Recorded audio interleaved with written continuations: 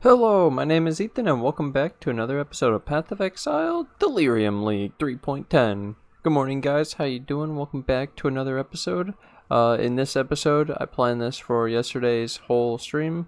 I was going to make a build guide, so I'm going to go over the build with you today and in a way that I hope most people can follow. It's pretty complicated, but I'll try to simplify it for everyone. Why we do things, what we did, what we put in each spot, etc. And we'll do it in a way so you guys can follow. So first I'll start off just explaining, just like the last two seasons, we're Baron zombie build. The Baron got nerfed, Necro got nerfed, a lot of minion stuff got nerfed, including all this stuff in 3.10, and we can still clear 2020 Simulacrum. We'll probably be able to deep delve. I haven't done it yet. We do tier 16 Blight fully AFK, and like it's insane. So we have the build back to where we always like it, and the nerfs are fine with the new stuff. So anyways, I'll start off with let's do the gems. So I'll start off with my most important thing, the zombie link. So now we use a raised zombie 2123. The most important gem with it in this weapon is the Empower 4 and the Awaken Multistrike. So this is awakened. You don't need, well, you'll want it eventually. That's the point of showing the build, is what you guys can look forward to and what you can make and what you can spend your currency on in the game. So raise zombie 2123, Empower 4, Awaken Multistrike. Obviously we'll get this to 520, level 5 and 20. We have an Impale 2120. We have Awaken Brutality and Awaken Melee Physical Damage. So we actually took out Feeding Frenzy for Awaken Brutality, and we took out minion damage for Impale. This zombie build this season is now an Impale instead of a Hatred, so the build is a lot different than we thought it was going to look. But basically, to sum it up, the large cluster jewel was way better than we thought because Vicious Bite is insane, and then to go along with that, Rotting Claws is insane, and this 20% chance to impale helps you get the 100% chance. So through all this, we have the impale, and we also use Dread Banner with Awaken Generosity, and we use the Helm enchant for Dread Banner. So we have 100% chance to impale with our zombies with all of this. You have to have Rotting Claws, the Impale, the Dread Banner with the Awakened Generosity, and the Helm enchant for 100%. It's like 102 or something. But the point is, it's an Impale build this season, and Impale is only got better this season because of the cluster jewels. Okay, so that's the explanation for the weapon. We don't use Feeding Frenzy because it feels like we might not need it, and we have higher success on Blight. We just need it to be tankier to survive though, so that's neat. Then in the helmet we run our 2120 Raised Spectre. When you get a Raised Spectre gem to level 25 with the +2 from the helmet and the +2 from Necromancer Ascendancy, it gets 25, and that gets you the 3rd Spectre. And then we use Death Attunement to get 4th Spectre. This is Meat Shield. I added Meat Shield instead of Minion Life now as a tech because physical damage reduction for our things, the chance to taunt because I don't have a taunt jewel in the build anywhere. So this is our form of taunt, our Spectres and AG taunt. They have increased move speed, which helps the Animate Guardian to keep up with me, to give me the Fortify and the Victorious Flight and all that stuff. And then also they take 25% less damage. They're defensive, so they stay near me, so hopefully the AG keeps buffing me. This is my AG 2123. I recommend high level, high quality just to make sure it stays alive. The Animate Guardian gear I'll go over after. I'll do it right now. Animate Guardian gear, so we use, if you can see him somewhere, oh, right here, Garb of Ephemeral as the chestplate, Kingmaker's Axe. We use a helmet with Chaos Res, and nearby enemies take increased physical damage. Victorious Flight boots, and the gloves are these 25% Chaos Res gloves with vulnerability curse on hit, and it's this unique glove actually, I believe. So that's funny. Okay, that's the Animate Guardian. Then we use Blood Magic because in our Spectres we use Carnage Chieftain, Host Chieftain, and Merveil's Retainer. Merveil's Retainer is from a Sea Witch mod on a map. You have to roll with alterations or buy it, and that's Merveil. That's the tentacle-y one that we have. And then we also use 2 Carnage Chieftains and 1 Host Chieftain, which you get from Act 7 Ashen Fields. And we use Blood Magic for these Chieftains because they have really high mana costs and barely any mana. So when you make them use health instead of mana, they don't have mana problems anymore, and they will be able to spam their ability as soon as it comes off cooldown, and they'll regen or leech it back up. So Blood Magic OP. Then we use Flame Dash in a ring, doesn't matter. Holy Relic. So when we switch our boots, I'll show you the swap. So people will ask, how do you swap? Okay, so you put Desecrate and Bone Offering into the boot, and it has Cyclone and Awaken Cast while channeling.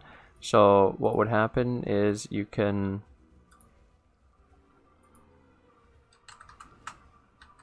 summon the Holy Relic. Okay, so the Holy Relic's down, and when you Cyclone, the Holy Relic will activate its ability, which does damage, and also it's regenning and giving buffs to your minions to heal your minions along with you. So it's more sustain as long as you're cycloning monsters, and we're cycloning to keep our Bone Offering up, which with our Bone Offering up, we're pretty much immune, so that's great. The other alternative is when you don't want to cyclone, the Holy Relic doesn't do anything, and then we use a cast when damage taken 21 to trigger all this stuff, and so it triggers a 20 Desecrate, an Empower 3 that levels up the Bone Offering to 25, and so it's a 21-23 Bone Offering, healing for 842 per block. And then, yeah. So it's not reliable as reliable. So when you're fighting something hard, you can switch to the Cyclone setup. Yeah. So then I'll explain. I think that's the boot explained. And then eventually we're going to get a new boot with increased strength and fortify for Socketed Gems. So then when you switch to the Cyclone, it'll give you fortify. It won't give this fortify. In the chest plate, I use a 5-link. I don't know what I would do for a 6-link, but this is my 5-link. So we have 21-20 Pride, Flesh and Stone 21-23, Maim 21-23, doesn't need to be. So Flesh and Stone, what it says here is nearby enemies are maimed while in blood stance, and then this maim makes them also take 16% increased physical damage, and so you can actually use maim support to buff up the maim on the Flesh and Stone and to automatically apply it. And so now, like, this 2-link makes the Flesh and Stone cost more because it has a mana multiplier of 115%, but it also makes it so the maim is stronger and you do more deeps. And then we have Purity of Elements and an Enlightened 4 to reduce the cost of all of these. Okay, we don't put the Dread Banner Awaken Generosity because it would change the thing to only affect minions, and we just wanted to reduce the cost. The way to actually fit all these auras in the build, because we have, I'll show it, Purity of Elements, Dread Banner, Pride, Aspect of the Avian, and Flesh and Stone. It's a lot of auras. We have to have a 10% reduced mana reserve socket walls. You have to have 4 1% reduced mana reserve corruption jewels, so this is 2, 3, 4. Okay. And then you also need these 4, 4, and the 6, and then you can finally run all these auras, and you only have 1% mana. So I have to use -5 on my non-channeling skills to have Flame Dash work. Okay, and then the glove, I put, so I mentioned that no more Feeding Frenzy on the zombies. So Feeding Frenzy, whatever it's linked to is aggressive, so it's not giving the aggression to the zombies because it's not linked to them. But you do have the, whatever is linked to Feeding Frenzy, having a chance to give you the buff. And the Feeding Frenzy buff is 10% more damage, some attack speed, cast speed, and move speed, okay? So the Golem is getting a buff for all my minions, but only the Golem is aggressive, which is kind of shitty. And then we use the Awakened Generosity Dread Banner for obviously what I explained earlier, Impale. So that's all of the gems. And now I'll explain the skill tree a little bit before, because I think it's kind of important before I go through items. So skill tree, I'll explain with the jewels first. So Thread of Hope, we use a medium, has to be a medium for this size ring, to be able to allocate Ravenous Horde, Cruel Preparation, and technically you can take off these two life and mana nodes to allocate you can allocate Heart and Soul. It's like this is in reach from the Thread and Hope, and so you don't actually need to take these two. Okay, then the other thing is we come out here out of the starting skill tree and we use this Corrupted Blood Efficient Training, and so this turns all of the int nodes into strength. We use this for res. I found out that the zombies are basically under res cap if you don't use all this, so they're 35% under res for the zombies, and so you need this 10% at least. You can do without this 10% phys damage reduction, but I use it anyways. And then you get 10% res here, so 15, 15, and 10, and then also having the no damage from bleeding helps the minion survive. You can use an Elegant Hubris. So I have a video explaining why the Elegant Hubris is underrated. It's no longer underrated, but still people don't know what it can do. So you get an Elegant Hubris. It doesn't need to be the same number. It doesn't need to be the same Commemorate, Victoria, or whatever. It can be whatever. So the point is, you get an Elegant Hubris, and when you put it in the slot, in any of these sockets, it changes the nodes. So you see how 8% chance to block spell damage, etc., right? You can get these 80% damage Slumlords, and 80% minion life, and chaos res, and all these powerful nodes. Even 10% life, maybe for 1 point, could be really good. And so the point is, I use a 240% 7-point minion damage Elegant Hubris. It's pure damage, and it's amazing. I wish I had 240% damage and 80% life, just like last season. That's my dream. That's my goal. I want that. I use a Watcher's Eye, and this is to combine with Purity of Elements. So the only two auras that actually affect me of my build are Purity of Elements and Flesh and Stone, and technically Aspect of the Avian, but it's not a skill. It's a thing, an aspect granted from the weapon. So Purity of Elements and Flesh and Stone. I don't think there's any Flesh and Stone Watcher's Eyes, so I went for the Purity of Elements one, just like last season. So we get Chaos Res, a ton of it, and we get this line is pretty important. Fizz damage taken from hits. From hits taken as fire damage. So it's converting Fizz damage, where we have very low armor and very low physical damage reduction, to fire, an element where we have cap, which is beautiful. Yeah, I was also similar along with that. We now take Soul of Steel so that we have more additional physical damage reduction when we have base armor to also scale our pots. So you can see we go to 31, we click the thing, 79, like, that's going to be hard to kill us, I hope. And then I use this Maelstrom. Basically, I just was looking for a life lightning res jewel, because I needed lightning res at the time when I was getting this, and it needed reserve mana, and boom, I bought this. It was really cheap. I ended up getting a Hypnotic Sliver small cluster, so this was a Wall of Muscle, so this is the increased strength, increased life small cluster. It's pretty good. The small node is 5% life, 2 strength, so this is a really powerful small cluster, I think, and it has 1% reduced mana reserve. I was able to get a Fortress Covenant with the 1% reduced mana reserve. That's why I'm using them mostly. Don't need the jewel for the strength, actually, so I could use anything, but the amount of life and stuff seems really efficient, so I'm looking at this more and more. Like, there's a lot of points I was pointing out. 2 points here, 3 points here, another bunch of points, res, life, like, all this is garbage, dude. It's garbage. What if I just anoint Utmost, skip all this, you know, go make some crazy I don't know. I really want to. I have to figure out the numbers and have enough currency to fund it, but this for now is my current direction that I actually like, and it's working, and we can deal with the like endgame min-maxing later, but this is getting really fun. So yeah, now I'll include, we anointed Death Attunement with the Ami, so we don't path up here because it's intelligence. It's like no good nodes We don't need anything up here except for Death Attunement, so allocate it. Over here, we didn't need anything except allocating the Ravenous Horde with the Thread of Hope. And Decay Ward takes us so far to get it. 1, 2, 3, 4, 5, 6, 7, 8. And then when you're Bone Offering, your minions are goddamn unkillable, I swear, dude. It's insane.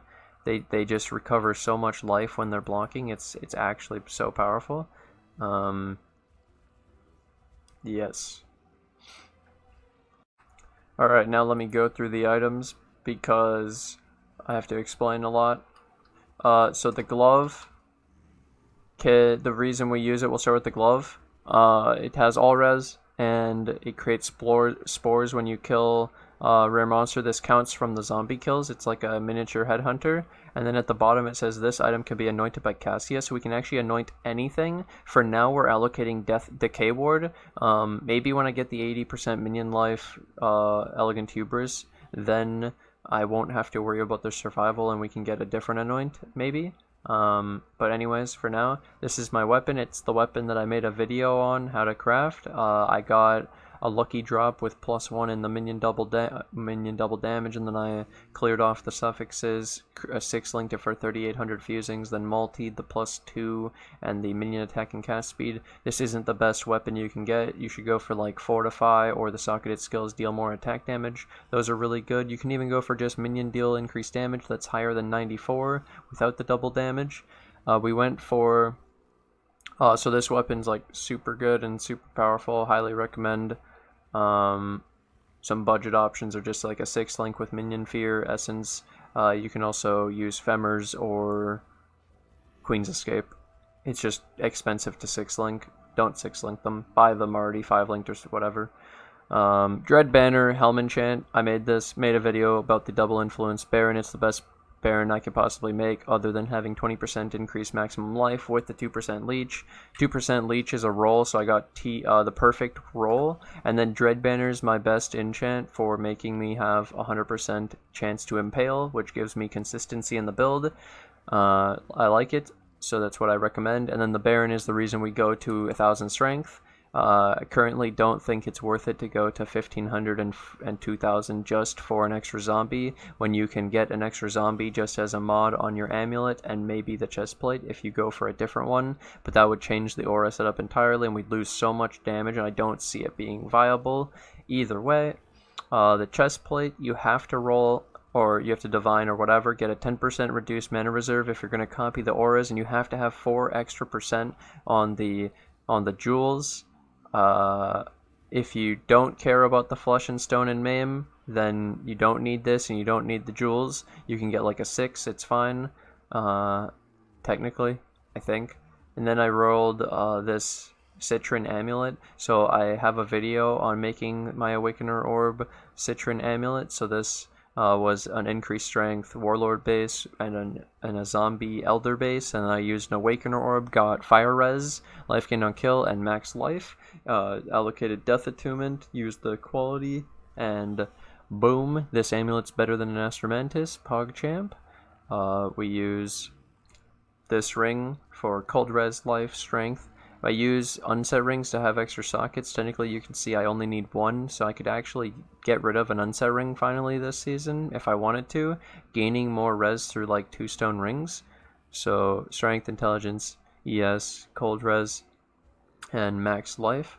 Really decent ring for my build. Strength, ES, Chaos Res, and the Channeling. It's not as like powerful, but Chaos Res Strength is a really hard thing to find. Then we use this belt, Increased Attributes, Life. I paid 1x for this a few days ago. Fire Res and Chaos Res. It's like decent belt, really powerful, way better than what I was using. And then still using Alberons. I could probably get a corruption on this for really cheap, but I haven't bothered. Pretty much the items are just to square up the build. That's why I was using it last. And then the flask. People ask this a lot. Ethan, why the mana flask? So there's 2 parts of this flask. 3 parts. So it's a mana flask.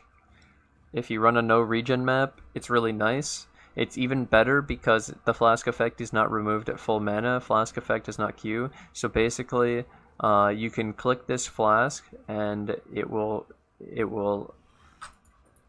you can click it a lot, and it will burn down the timer, and then it will burn down a new timer usually to keep giving you mana.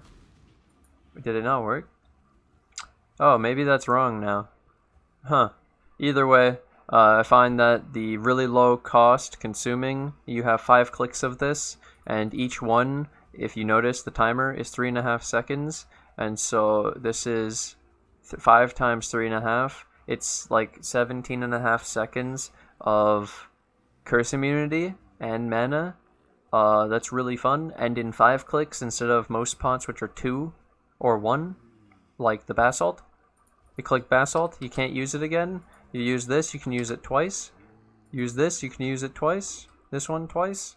It's like, okay, so anyways, Basalt Flask, I use the increased effect and immune to freeze. So as long as you're keeping the kills up, you'll keep this pot up, which has a very powerful effect, especially in our build with very low phys damage reduction. This pot, OP, chance to block, spell, attack, and the huge armor from the Granite Flask. The only reason we used the other flask in the past, other Granite Flask, where when you get hit, you could gain a charge.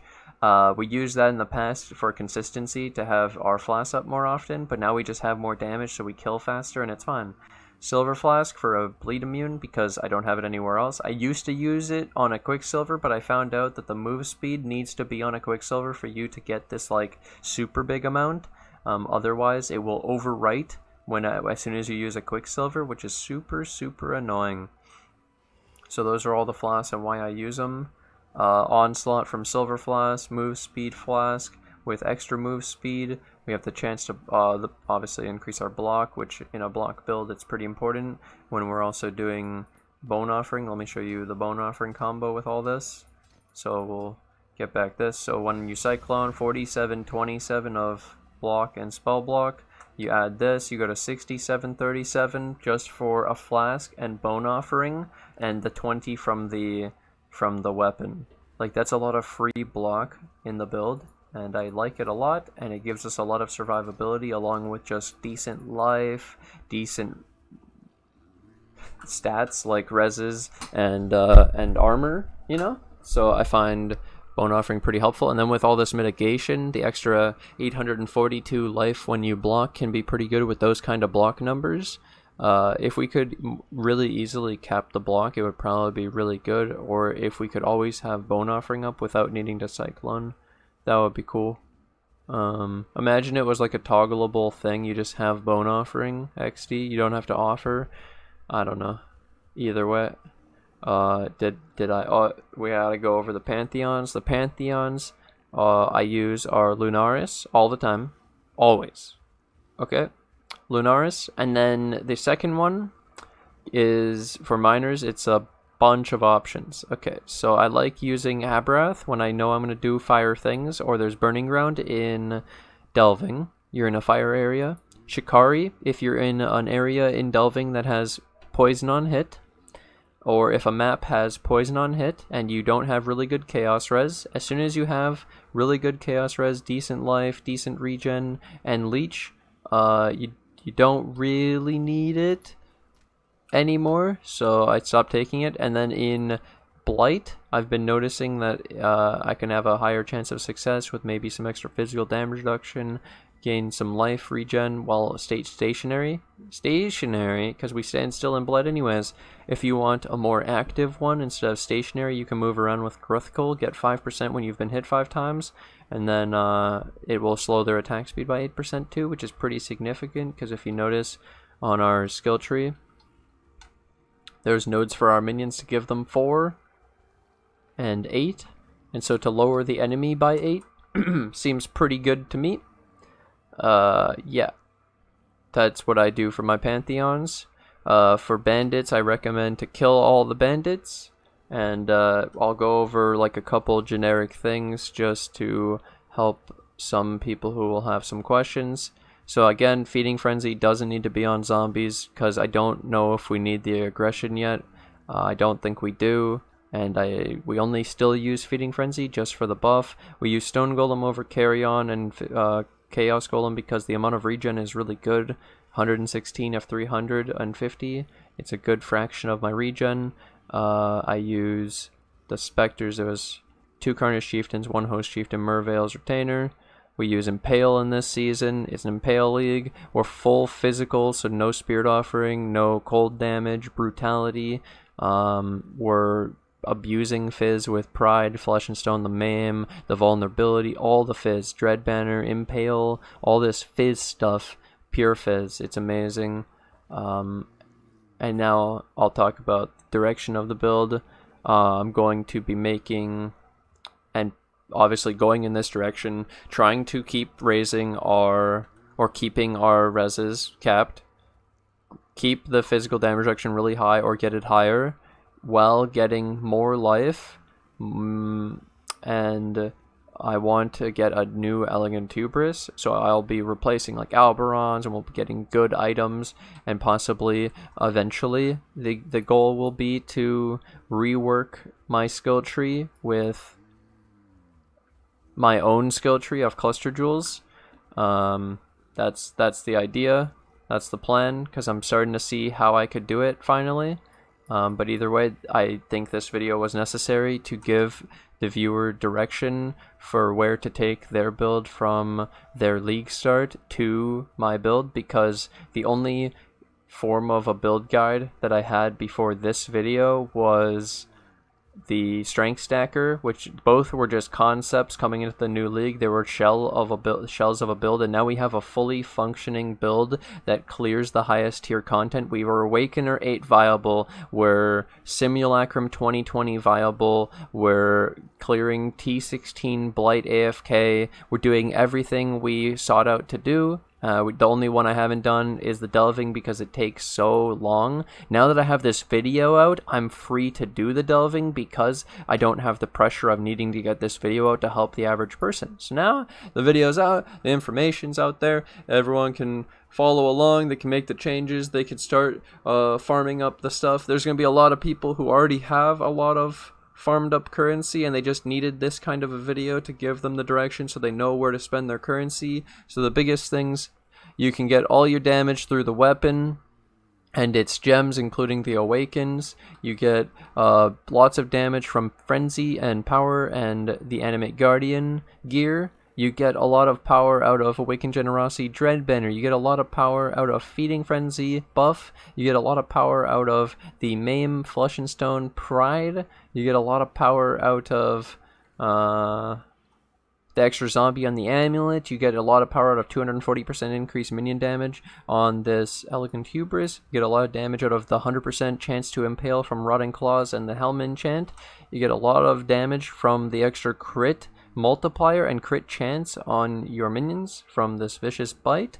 You get extra damage from this Fortress Covenant. You get extra damage from Grave Pack. I'm just trying to help. And the survivability for the minions is basically entirely Sacrifice, which is Leech, Regen, and this node of Regen, Res, Life. And then this down here, which is Life, Fizz damage reduction, Res, and Res Fizz damage, and the move Bleed thing. That's all of the minion survivability summed up, where I think we only need about 80% more minion life, 160 and they're literal gods. So that's the plan. Then I literally don't think they're gonna die. That's the overall. Hope this was helpful. Hope this could give viewers direction. Hope it could help explain the build so that you can follow along and make the changes necessary so that you actually understand the stuff you're doing. And maybe I hope this will address a lot of questions so that I feel Well, thank you guys for watching this episode. I hope I've gone over everything. I hope that people now know more about my build and for this season and the direction we've gone and how to take their build from the beginning to now, from their league start. I hope once they make the changes, then they go, oh my god, it's so good. We're back, boys. Either way, thank you guys for watching this episode. Thank you guys for all the support. Thank you guys for watching. Appreciate all the support recently on the YouTube, the Twitch, our sub. We've hit 50 subs on Twitch again, feels good, man. Thank you guys for all the support. I'd like to take this opportunity to thank my Patreon and my YouTube members who financially support the channel. Thank you guys for all the financial support, and I'll see you guys in the next episode. Bye!